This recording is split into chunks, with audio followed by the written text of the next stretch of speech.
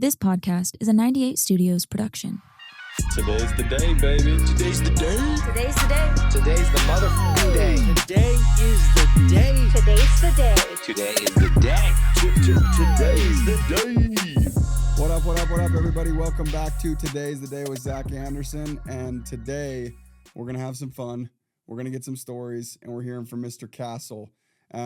The only bio I got on Cassel for you guys is going to be the cliffhanger is onion farmer to multi-millionaire, and I'm going to let you fill in all the blanks. Okay. But you just got in from the airport. You drove straight here, 3 hours of sleep. I got in at almost 4 a.m. I'm around, I think, 3.5 hours of sleep as well. So What were you doing? I just flew back from Fiji. Oh, sick. So I flew in from LA to Vegas, then drove from Vegas here. So we got in at about 4 a.m. Then we woke Fiji up. is cooler than Fresno, Kind of. which is where I flew in. Fresno's cool. Good stuff happens in Fresno. Hey, a lot of good stuff happened. A lot of good stuff. But no, first off, dude, just thank you for being here. I'm stoked. I know all the people in Door to Door, if they don't already know your name, which most of them will, they're going to know your name. And what you do is more than most companies in our industry, which is really, really cool. But first and foremost, give us the rundown. Who the hell is Cassel? Break it down. Take us way back. Where are you from? How were you raised? Let's chat about it. I was born and raised in a small town in New Mexico called Deming. It's down on the border of Mexico. It's like 20 miles from the border of Mexico. And I grew up on a farm down there. Went on an LDS mission to Anaheim, California. And then when I came back, I went to school at UVU here. And I never did door-to-door sales. I was like recruited a lot. Obviously, everyone is. And had lots of friends and good buddies that went and did it. And I always respected them. And I thought it was cool how much money they could make in a summer. And just they like a lot of them were actually really good dudes. But it just was never right for me to do it. I was just trying to get through school, or I'd go home and farm, or I was always trying to be like an entrepreneur. I just have like a lot of failed, like not even endeavors. Good startups, you know, like they're not even like enough to be called a startup. My first business actually in college was called 360 Watches. It was named after my my apartment. Our apartment was apartment 360, and we got like the silicone watches from, I don't know. Dude, you're probably too young for these, but they're like silicone watches, and you could like pop out the head and the band. They almost look kind of like as big as an Apple Watch Ultra. Okay. But they're like, and you could do different colors. So every day in college, I would match like my polo. I wore polos every day. I don't know, my polo and my socks and my like band and my hat. Like it was like, it's pretty dialed, dude. And I just sell watches every day. But that was like my best startup. Anyways, so went through school, graduated college, and just really felt like I needed to go back to New Mexico and go back to farming. And I was really excited. I was like young and full of piss and vinegar. You know what I'm saying? Just like I thought I was going to bring back like entrepreneurialism and innovation and all these things to agriculture, and just felt like, hey, this is a really untapped market, and it could really use innovation. It could really, like, we could do all these things with social media and marketing. And I just thought I was going to be like, you know who Gary Vee is? Mm-hmm. It's like, dude, I'm going to be the Gary Vee of farming, dude. Like, that's what I'm going to be like, which is funny when I look back on it. Went back, started farming, and pretty much anything that could go wrong went wrong. Like my family, my whole life, they always did. My dad and my grandpa were successful farmers. They had a big farm in New Mexico, and just really hardworking, smart dudes. They just salt of the earth, like the best of the best. And they had built a really nice business. So when I moved back to New Mexico, I was like, oh, this is really good family business. Obviously it's in farming, but it's an actual business, and I can like help with the business side of things and help grow this. And my first full year farming, we had this massive hailstorm. So hell wiped out our whole crop. And like people would always be like, oh, don't you have like crop insurance? But crop insurance on like produce is different than crop insurance on like soybeans or corn or like Midwest stuff. Okay. And so we ended up losing a bunch of money that year. So we had to sell some land. Then the next year, for whatever reason, like the crops just didn't grow like they normally grow. Like kind of like a crop failure, but there like no specific reason. We did all the stuff you're supposed to, worked like crazy, just put in so much time. Well, I was like, okay, this is dumb. I'm going to control the weather. Like I'm going to build a big greenhouse, and I'm going to do hydroponic greenhouses, and I'm going to do like vertical gardens. And in agriculture, it's just like all business. You either need to be really big or really small. And so we were kind of getting squeezed out. So I was like, I'm going to go really small, and I'm going to do like the farm to market stuff. And I'm going to do like organic, all organic. And anyways, so I spent like my entire life savings on this big greenhouse. I borrowed money to build it. And I built this like state of the art 4 or 5,000 square foot greenhouse. And anyway, so as I'm building it, I keep working. I went to go help one day on the farm, help my dad. So I go to spray the onions, and I don't know if you know what Roundup is. You know what Roundup is, right? Oh yeah. So Roundup, like you buy it, and it's kind of crazy. Like now that the more I learn about food and stuff, but you buy it in these big totes, and then you like fill it up in a bottle. And a lot of the stuff we put on the crops, you buy it in bulk, and then you put it in your own like little like 2.5 gallon jugs.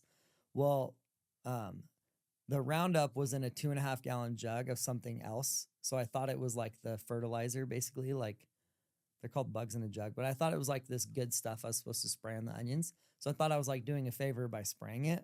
Well, I ended up spraying the onions, like 40 acres of onions with Roundup, and I killed the crop. And 40 acres of onions, that's like $500,000 like out the drain right there. And when you're farming like 2,000 acres or 1,500 acres at the time, like 40 acres of crop is like the margins are so small in ag that like that's the deal breaker. So if you lose 40 acres of like a cash crop, then you're done. And so basically the third year in a row of like things not working good, I had just finished building this huge greenhouse that I'd spent so much time and money in doing. And like on the farm, like, dude, I would work like, 60 hours a week is normal, but in the summer it's like 80, 100-hour weeks. We had a pack house. So we grew onions, and we would bring them in from the field, and we'd pack them, and we'd put them in bags, and then we'd ship them to like grocery stores and throughout the country. And we would bring in crops from other farmers too. And so we would run like 1 million pounds of onions a day in this big warehouse, this big, like, we called it an onion shed because it was literally just like a big shed. Okay. And dude, I remember just like slaving in that place from like 6 in the morning to at least 10 at night, every night. I remember just like so much anxiety because to us, it's just an onion, right? Like if you go to the grocery store, it's just like an onion is an onion. Mm-hmm. But like, dude, like people freak out about these, like the buyers and the suppliers, like there was just always, it was always like, you're always operating at like a red line of like just stress and chaos. And like, it shouldn't be. Farming, people think it's like so simple and easy and like, oh, it's like It's full throttle. Yeah, they just think of like, the pictures and think of it as like a simple life. It is not a simple life at all. It is so stressful. Everything is on the line. So it's really expensive. So you have to like, if you borrow $1 million, you're hoping to make $1,100,000. Like, yeah. You're just, everything's borrowed. Like, I actually learned this quote from Raleigh, but like the quickest way, you know what the quickest way to lose $1 million is? What? Start farming. So like that's quote. the thing. It's a good And friend. everyone, He told you that while you were in farming, right? before I went to go Oh, do perfect. it. Yeah. Perfect. He told me not to, but Perfect. like the farmers, like their whole thing is like, you die rich, you live poor and die rich. Like, cause your land and everything, like you get into it cause it's a way of life. I thought that I could bring a lot of business savvy to it. And what I ended up finding is like, I'm no harder working or smarter than my dad and grandpa. Mm-hmm. And I just realized that like, I didn't necessarily, the town I'm from is full of amazing people, but I just didn't want to live there. I felt really stuck. I'd spent 3.5 years there, and I just like realized that like, this isn't the life I want for myself. And I built this big greenhouse I was okay living there, but I just knew like the way I was living like wasn't what I wanted. Yeah. I was like, dude, this isn't what I signed up for. I know I'm meant for something more. And I had so many amazing things happen to me along the way. Like I had my first son, I had my second son, my wife, who's from Oklahoma, we met at school in Utah. She didn't want to move to New Mexico. And then after moving there, she ended up having more friends than I did. So like we're living in my hometown. I had hardly any friends. I had a couple, but I didn't have a lot of friends. And I'm just like different than a lot of the people in my town. I just think differently. I don't have the same interests or hobbies. I'm LDS. It's not a huge LDS population there. So like I didn't have tons of friends. My wife, on the other hand, had tons of friends. She started a book club. Like, dude, she was living a great life. And both my sisters moved there and their husbands. And like we were living this like amazing life. And we had a really good group. Anyways, it was a good way of life. But I just knew that like, hey, I'm meant for something more. I don't know what it is. Yeah. I thought this greenhouse thing that I was working on was going to like be that thing and be my way out. And I was like hustling on social media every day. And it's so funny. I spent so much time on it. And when I look back at it, I had like 800 followers. I'm like, dude, that was a lot of effort for that. And like, anyways, it's just really funny as I look back on those days and years. And I remember I built this huge greenhouse, spent all my money on it.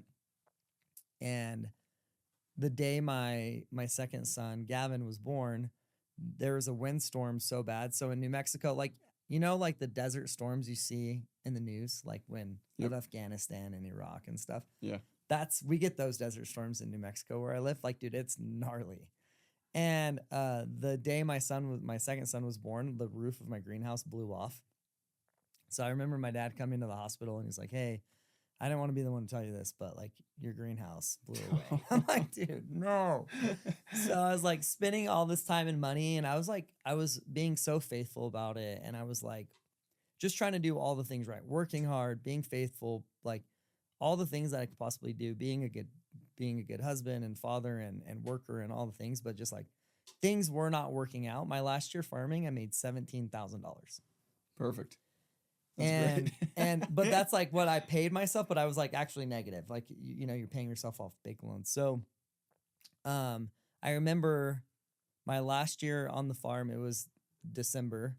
And I remember one night I couldn't sleep, going back to like, I just knew I was living a life I wasn't stoked on. And I knew I was living a life that like, I was like, dude, this isn't what I was sent here to do.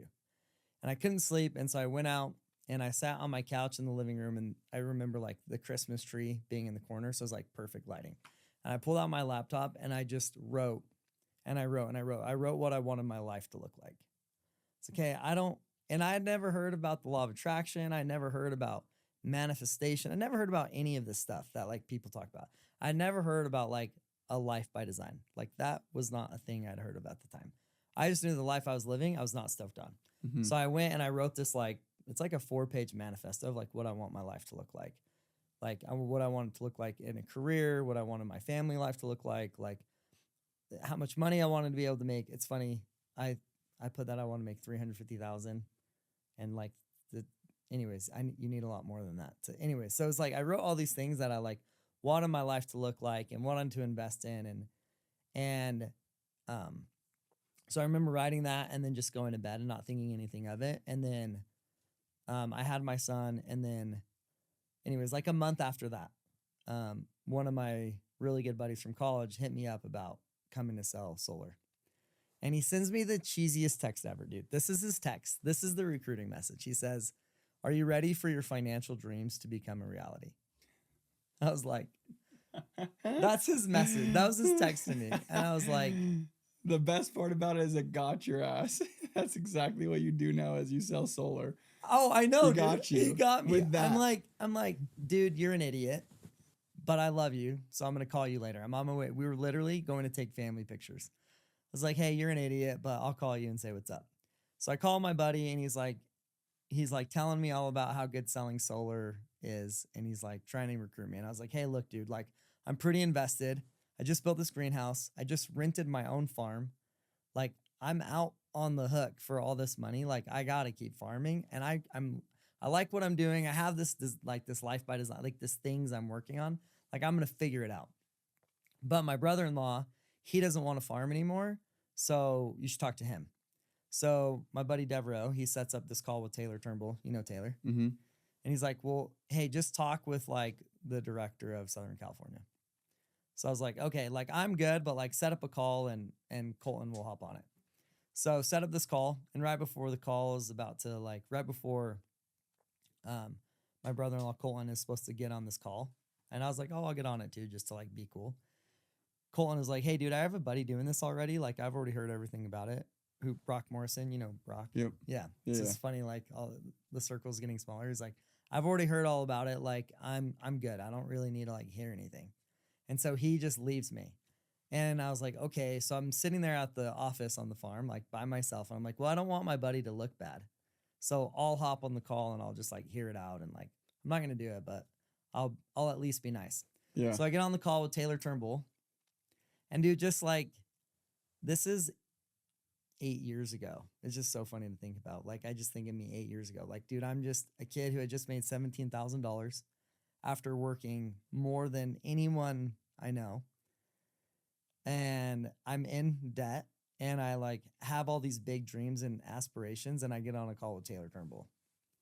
And on that call, I just remember him telling me that I could make $500,000 a year selling solar. Mm-hmm. I was like, dude, I will run through a brick wall to make $500,000. It's like, yeah, dude, you just got to come check it out. And obviously Taylor's like super impressive and really cool and like down to earth and like all the things. Yeah. And so he's like, just come check it out. So he flies me out to San Diego. I go, I check it out. And at first I'm like, dude, this isn't really for me. Like, I don't want to do door sales. Like I'm good. Like I'm not into it. But then my buddy I was with, his name's Devereaux. I love you, Devereaux, if you're listening, but he's socially awkward at times. Mm-hmm. And I remember him like stumbling through this cell and he ends up like knocking on this door, getting inside, and he like sells the homeowner. And he missed so many social cues. I'm like, wait a minute. How much did you just make? Like, what? I'm like, well, dude, if you did that, like, surely I can do this. Yeah. And so I watch him sell, and then I go out with a couple other people, and then went to dinner and met some people on the team. And I was just like, I mean, looking around the room, I'm like, well, if these guys are doing this, like, dude, I think I can do this. Yeah. But I was still unsure. And the morning I was supposed to, or the day I was supposed to fly home, I went and had breakfast with Taylor and Devereaux. And I remember breakfast was good or whatever. And we like talked through the things, and Taylor helped like resolve some of my concerns. And I was still kind of like on the fence. And I just remember Taylor looking at across the table at me and just looks at me down in the eye. And he's like, hey, look, I just have a feeling I need to say this, but you will regret this for the rest of your life if you don't do it. I was like, and it like hit. When he said it, I knew it was like truth because it hit. Like I knew it wasn't just like a recruiting thing to say. I could tell that he genuinely cared, and it came from like, I knew it didn't come from him. Like it came from somewhere else. Mm-hmm. And so it hit. And so on the way home, I'm like flying home and I'm like making a pro and cons list. And I'm like, dude, it doesn't matter the pro and cons list. Like you just got to follow your head and your heart. And like, I know this is what I'm supposed to do. Well, I go back to New Mexico and I'm on the farm and I'm working again. And I just remember being like so torn because when I was there, I knew it was what I needed to do. But I came home to like my life and I'm farming. I have my own farm now. I have my greenhouse. I'm helping my family run their family business. Like I'm really entrenched. I was in the bishopric at the time. So I was like the counselor to the bishop at church.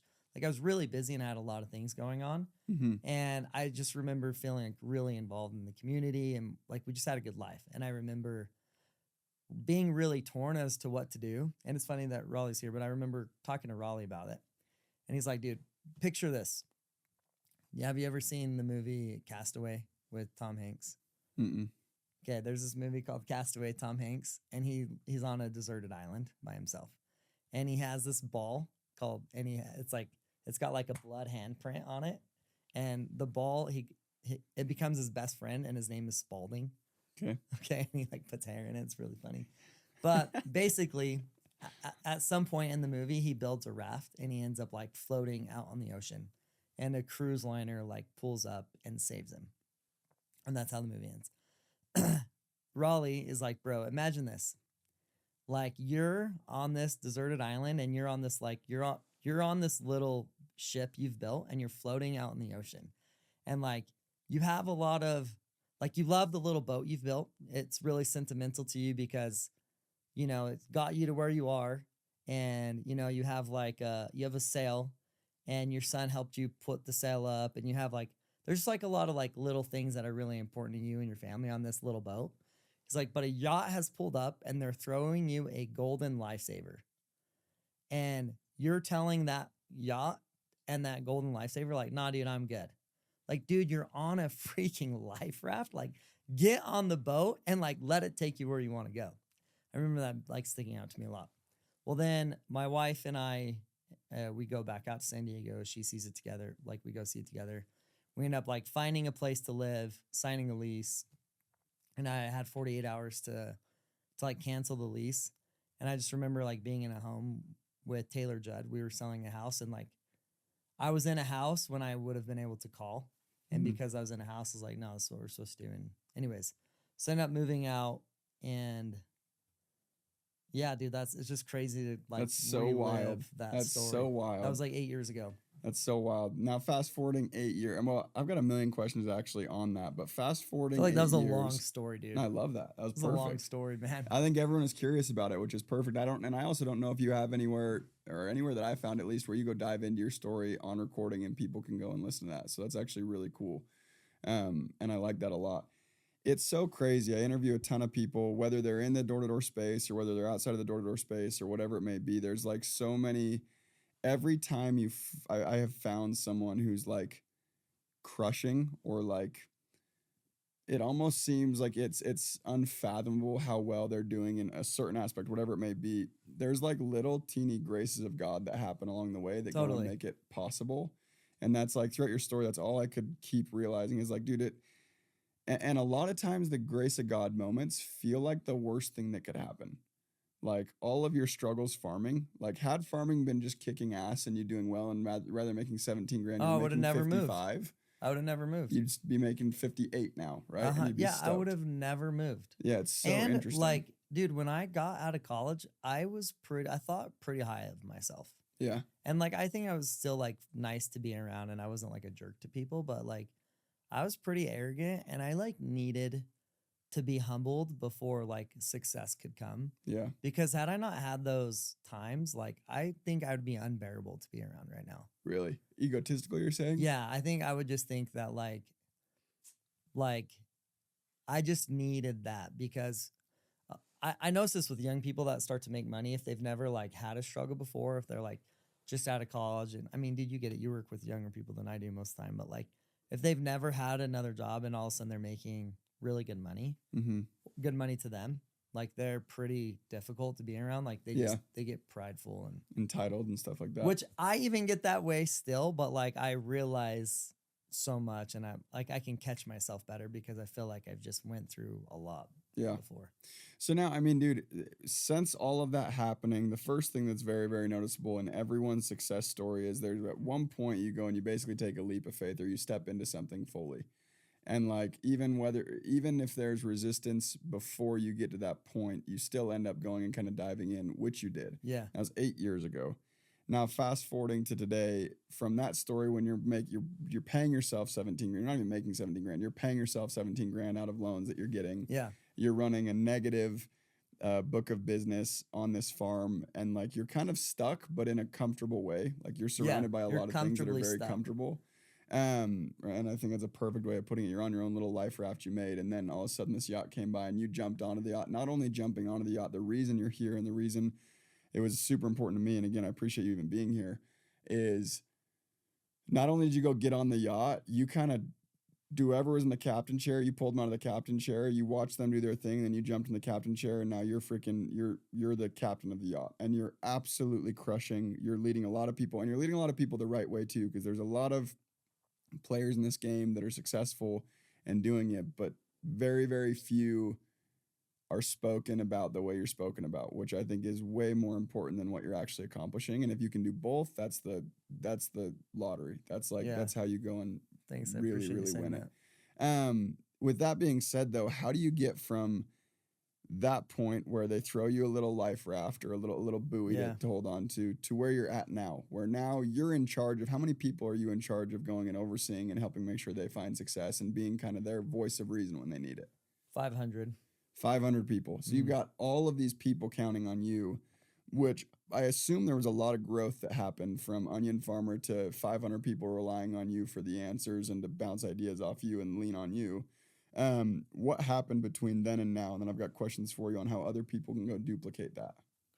Well, it's funny. So when I moved to San Diego and started working for Vivint Solar, now Sunrun, obviously, like my first 90 days, I didn't have a single install. So I was like living on credit cards. I remember I got a tax return of $8,000. I was stoked on that. I remember at one point asking Taylor, I was like, bro, I might need you. He's like, do you need anything? I was like, dude, I honestly might need you to pay rent this month because it's really expensive to live there. And I remember like wondering if it was even going to work.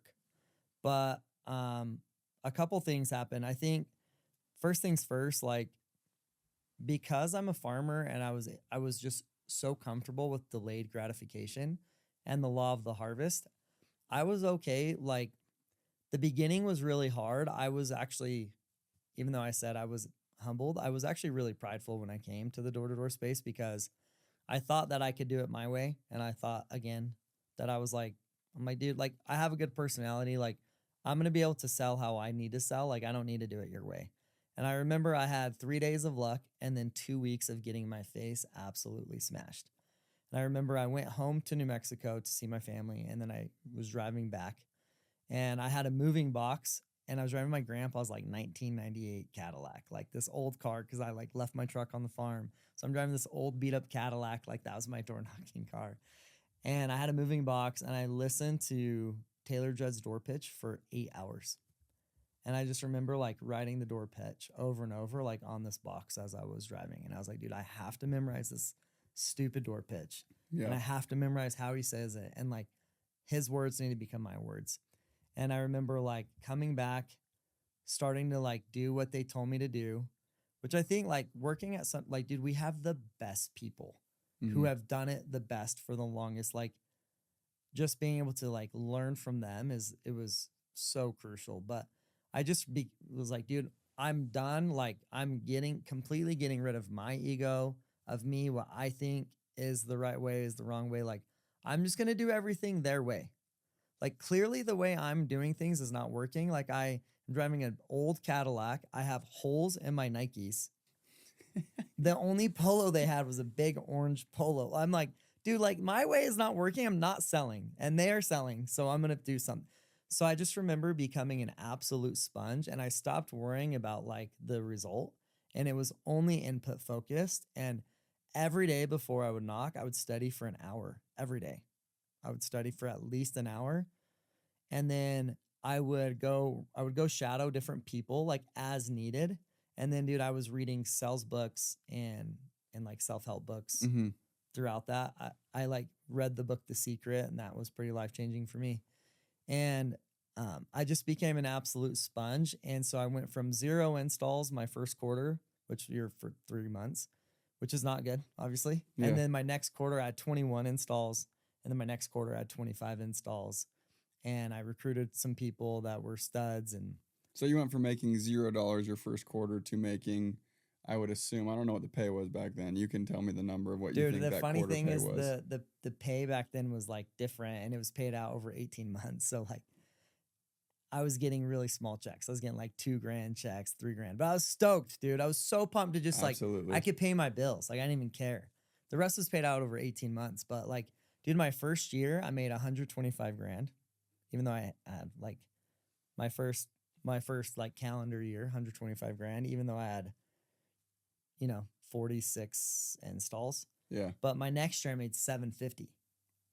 Wow. So like is pretty life changing. Massive. But so I moved to San Diego and then an opportunity came up to move to Fresno to be a leader there. I remember Taylor calling me and was like, hey, dude, what do you think about moving into Fresno? I was like, dude, I don't even know where that is, but I'll do whatever you tell me to do. And so anyways, moved to Fresno and the office was installing 85 accounts a quarter.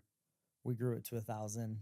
Anyways, just like crazy things. But like at the beginning and even now, I think like what got me there is a lot of things, but being humble, being hungry, and just being like happy. Like I call it like live H3. It's like a value of on the farm is like hungry, humble, and happy. Like you need Live to be H3. That's what you said? Yeah. That's cool. I like that. The H3 Hummer, which is I need a cooler thing to go by. But I think like you have to be super hungry. Like you have to want it.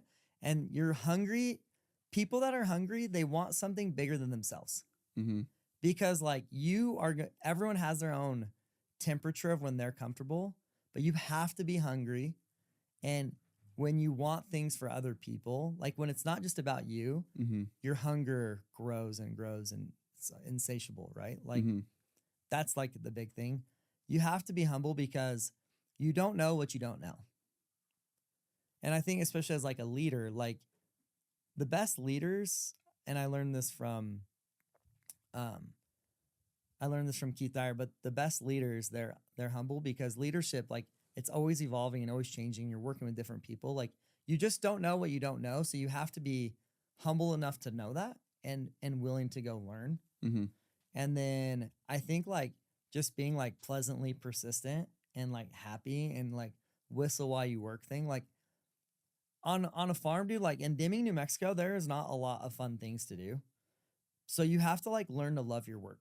Like we didn't have hobbies. I didn't golf growing up. I didn't hunt. Like, dude, we didn't do anything fun.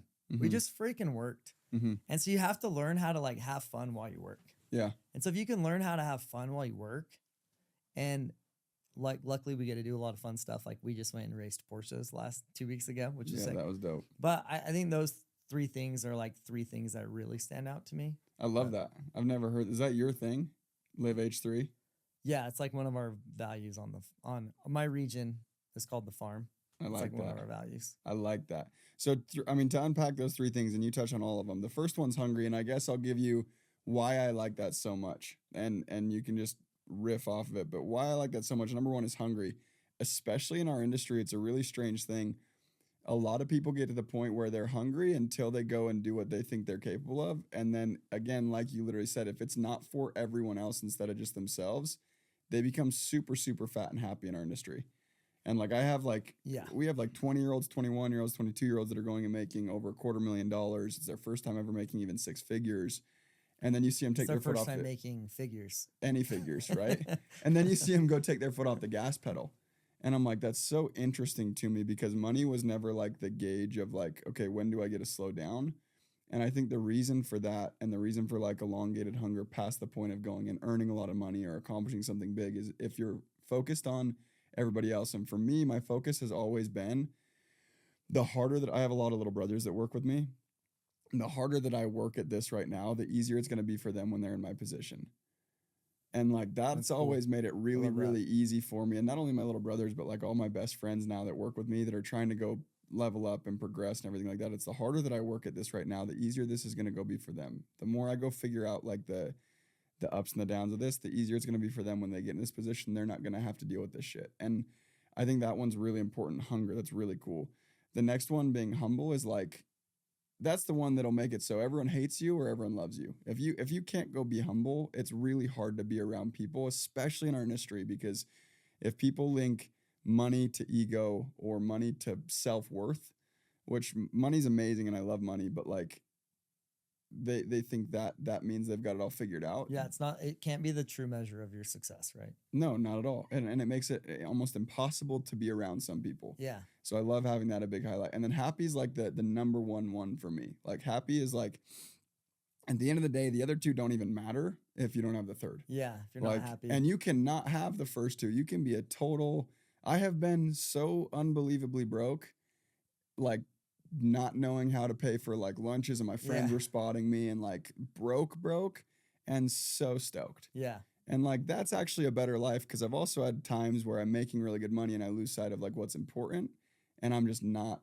I don't have that third piece, and it's miserable. Like you can be a really, really, really, really wealthy, or not wealthy, it wouldn't be wealthy, rich, depressed person. Yeah. And like that's super interesting. I really like that a lot. Dude, the funny thing, so two things with that. The first thing, I have this big like canvas above my desk, which I don't know, it kind of looks douchey until you read it, but it's like a blurred out $100 bill, and it says chase the vision, not the money. And like I feel like I'm like you, like it obviously the money is what attracted me to the job, but like the people and who I was doing it with and what we were building was like more attractive to me. Mm-hmm. Like I think people, especially when they're recruiting, it's like, oh, like they recruit solely off of money. It's like, no, dude, a lot of people actually don't care that much about money, or they care to a certain point, but people also care about who they're becoming and what experiences are they having. That's something Ty Williams taught me. Like we do this job to earn, become, and experience. And so like those three things are super important. But like I think one of the best things about working at Sunrun, at least, is like it's just this huge game. And like I was so obsessed with the game. They used to be called the League till like 5 other solar companies copied it. And so now it's called Run X, right? And then Legacy copied Run X, which is funny. Anyways, so they call it like Legacy X or something, which is so funny. But like it's all about the game, right? Like Alex Hormozy's podcast is called like The Game, right? Like when you just get obsessed with playing the game and having fun playing the game, like that's what it's about. Yeah. And when you get more of your friends playing the game, then the game is more fun. Yeah. Your friends and your family, and you like develop the relationships. Mm-hmm. And then the second thing with money, I was thinking about this today because Raleigh's here and he just sold his business and he's done really well too. And I was texting him, I was like, hey bro, don't pick me up in your beat up Tesla. Cause he has like an old Tesla Model X. Yeah. I was like, bring your G-Wagon. And he's like, bro, I sold my G-Wagon. Like he just drives this beat up Tesla. I just sold my Tesla. Like I had the Plaid, Mm-hmm. like the fastest car you can get. It was wrapped. Like when you get to a certain point where you like get the money and stuff, you're just like, dude, none of this even matters. It doesn't make me any happier. Like when it's about your ego, when you like, I've always noticed like any purchase, when I do things after my ego, like those are the things I regret the most. Right. Yep. But whenever I do it because like I'm fulfilling something inside of me or I'm doing it for someone else, then it's like, that's what it's all about. That's what's the most fun. 100%. No. And I think, so you mentioned Ty, I love Ty Williams. Ty Williams is going to come be on the podcast and he's been really cool. And I've watched him since before I was at Sunrun as well. But I think one thing that me and him have had some side conversations about, but more importantly, just like a Tony Robbins philosophy. You mentioned the game, and the game gets brought up a lot. Like Tony has a book called Money Master the Game. It's all like big game. Yeah. Like, I almost said Money Master Game. I'm like, but that's not Hormozy's podcast. That's the book. Yeah, Tony's book, right? And it's like it all is a big game. Success is a big game. Your career is a big game. Finances are a big game. And I think one of my favorite quotes ever that kind of tied all of that together for me, because I get hyper competitive with work. Like if I'm in a competition, that's all that matters. It becomes my sole focus. Yeah. I'm like borderline unhealthy. And all my guys know that. But like, I think one thing that tied together, I went to an event when I was 19 years old. It was my second year in door to door. I was trying to go and build and grow. And it was like the whole premise of this business mastery event. It was 10 grand to go to this event. I had only made 118 grand that year. So it was like substantial for me. And I actually ended up paying 20 grand because I just found out a year ago I paid for one of my buddies that got invited. I didn't realize I paid his portion. I thought my ticket was 18 grand. It was anyways. Hey, side note, can I say something really quick about that? Please. I am shocked at how unwilling people are to invest in themselves. Oh, it's crazy. The fact that you put 20% of your entire year's income. That was pre-tax too. To go, oh yeah. The fact that you did that to invest in yourself is like one of the most underrated things ever. Like I am shocked at how many people won't just like until you're making 7 figures, like, and even after, you need to be investing in yourself. Yeah. And in order to stay at that level, you have to invest in yourself, or else you're never going to get to where you need to go. Well, when you're making, and I'll loop it back in, but when you're to the point of going and making big numbers, typically you're a leader. It's one of the only ways to get to that point, meaning you're leading people, and your people will outgrow you. And like, I think leadership, and I also think in the industry, people don't realize you don't just go get good at this and then you're good at it. You don't just go learn the systems in your company and then you're good. Like you Yeah. need to get very creative and you need to be innovative. And in my opinion, you have to be the one that goes and makes waves and makes changes rather than just another spoke in the wheel. And maybe it's the wrong outlook, but you're so right, dude. I genuinely, and I also think it's like I have all my guys, so many people actually, not just my guys, but guys that sign up for the coaching program that I coach in and all that. They're like, dude, what do I invest in? And they made really good money. They made 150, 200 grand, 250 grand.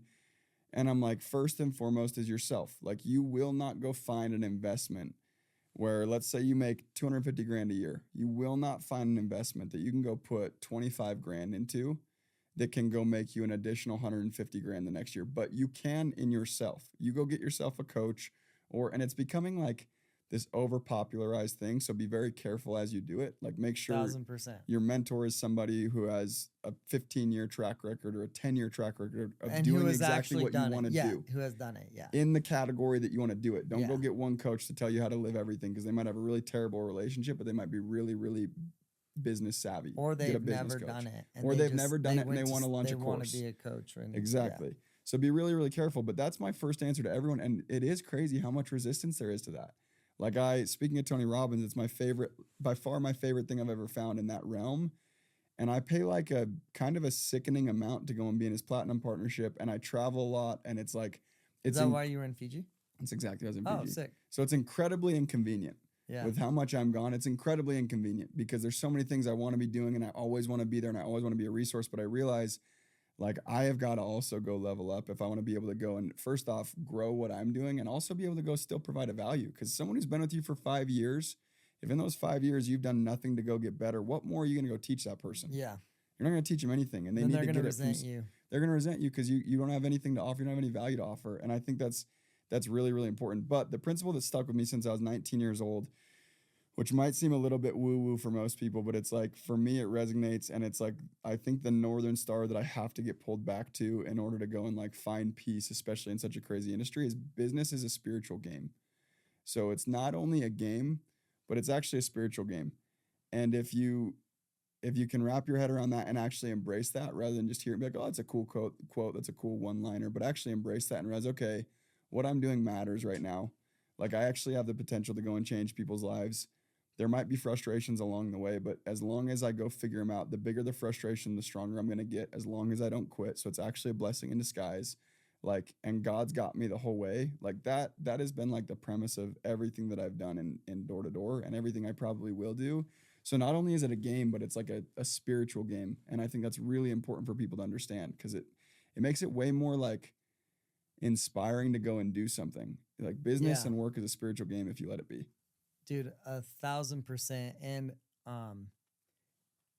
I like, like growing up in the Church of Jesus Christ of Latter-day Saints, like there's so many opportunities to grow and serve and like so many spiritual ways to do that.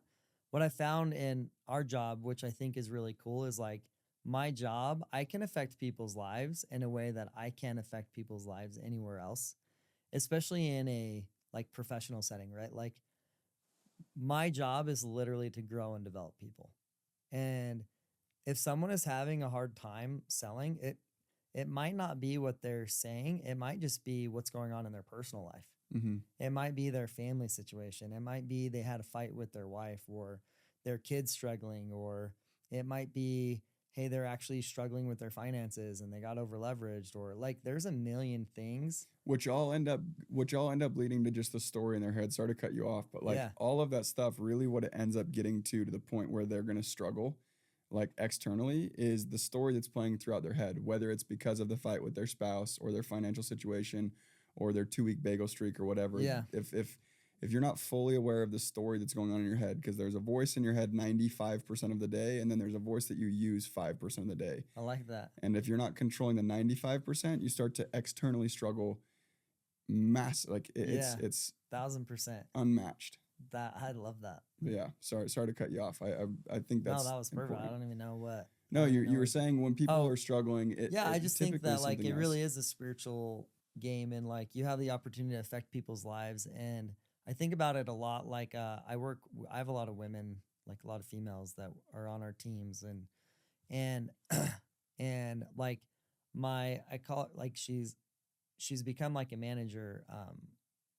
Like, but I like work with Kaylee. She's like she's like a manager with all the Fresno people, but like she started as an assistant and grew. But like, I think about like all these females, and I think like for them, like just going to a spiritual, like I need to be the leader that they need. Like, I don't need to be the guy hitting on them.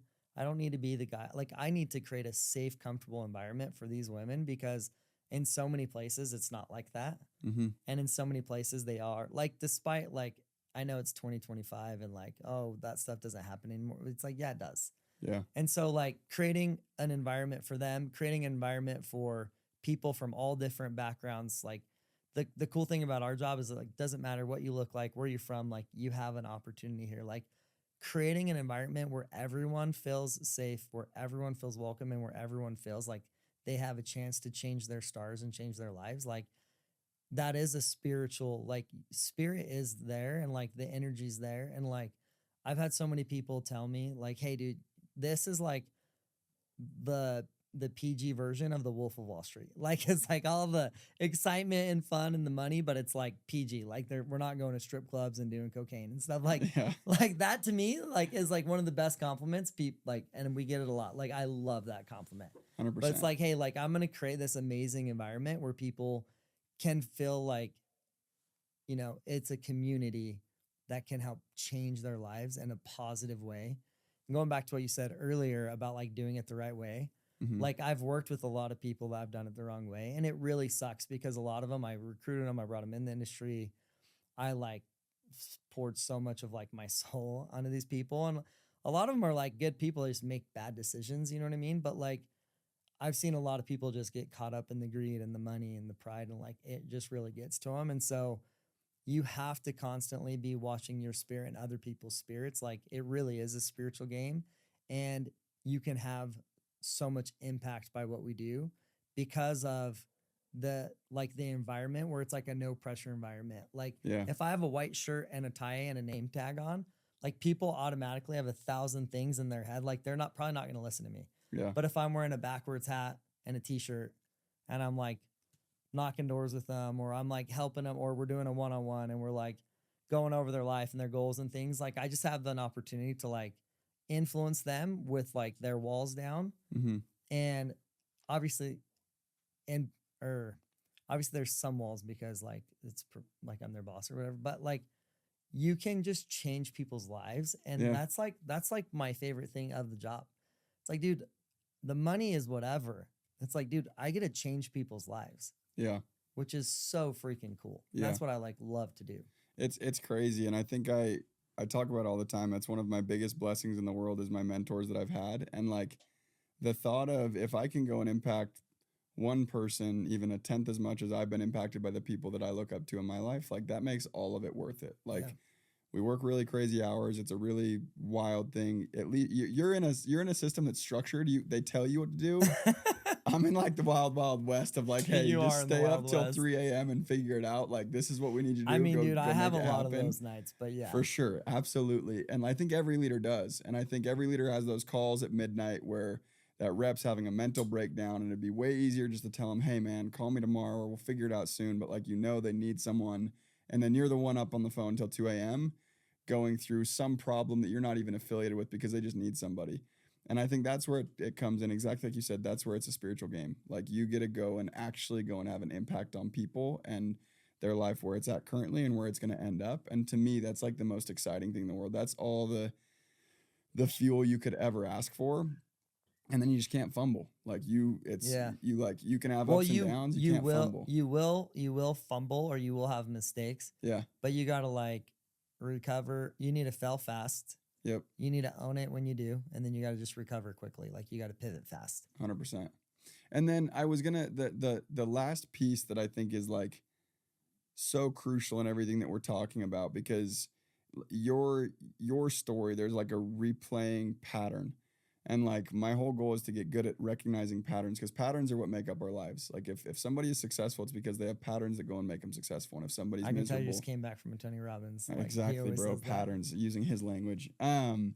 No, but like actually like trying to go and Yeah, it's a real recognize them thing. is like is a big thing. And one thing that's consistent in your story and also just in hanging out with you is there is always in every situation going to be a good side, or I would say a positive side and a negative side. Yeah. Not even a good or bad, but a positive and negative. And like wherever you look is just going to magnify.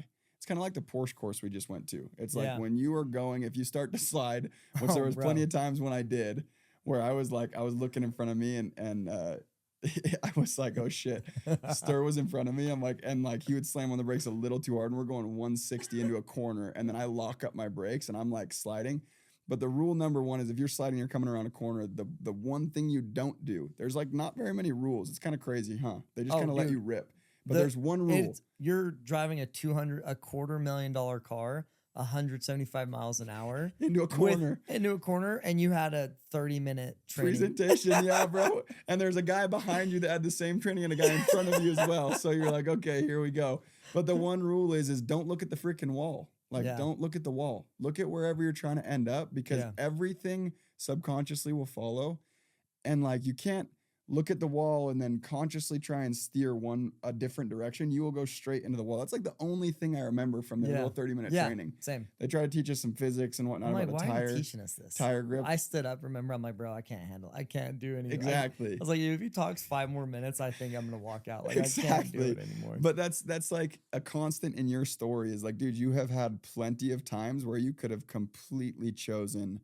And I think this is one of the unique pieces because everyone always is going to ask when you go sit down and you're as successful as you are, like, okay, like, what do you do?